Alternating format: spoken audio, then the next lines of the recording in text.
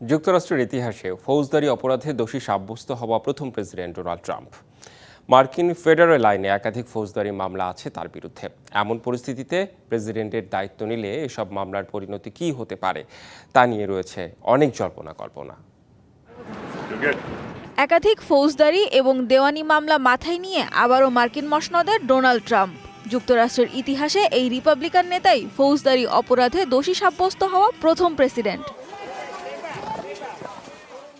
New ইয়র্কের আদালতে ঘুষ কেলেঙ্কারি মামলায় সাজা রায়ের অপেক্ষায় ছিলেন ট্রাম্প। এমনকি মার্কিন ফেডারেল আইনেও আছে একাধিক ফৌজদারির অভিযোগের মুখে।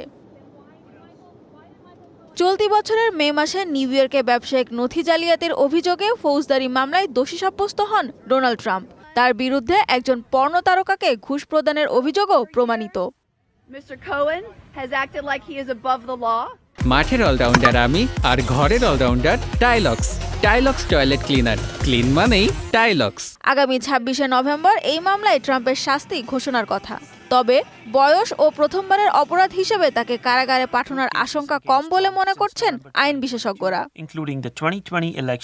2020 সালের নির্বাচনের ফল পরিবর্তনের চেষ্টায় জড়িত থাকার অভিযোগে ট্রাম্পের বিরুদ্ধে মামলা করেন বিশেষ কাউন্সিল জ্যাক স্মিথ। এরই মধ্যে স্মিথকে বরখাস্ত করার অঙ্গীকার করেছেন ট্রাম্প, তাই অবসান হতে পারে এ মামলার। একই অভিযোগে জর্জিয়া অঙ্গরাজ্যেও মামলা হয়েছিল ট্রাম্পের বিরুদ্ধে। তিনি প্রেসিডেন্ট হিসেবে দায়িত্ব নিলে বন্ধ হয়ে যেতে পারে এই মামলার বিচার কাজ। হোয়াইট হাউস ছাড়ার পর নিজের মার এ লাগো রিসোর্টে রাষ্ট্রীয় নথি সংরক্ষণ করা এবং সেগুলো উদ্ধারে বিচার বিভাগের কাজে বাধার অভিযোগে মামলা রয়েছে ট্রাম্পের বিরুদ্ধে। এ মামলার ভবিষ্যৎ নিয়ে দেখা দিয়েছে অনিশ্চয়তা। ট্রাম্পের বিরুদ্ধে 2021 সালের 6 জানুয়ারি কংগ্রেস ভবন ক্যাপিটাল হিলে দাঙ্গায় ভূমিকা থাকার অভিযোগ আছে।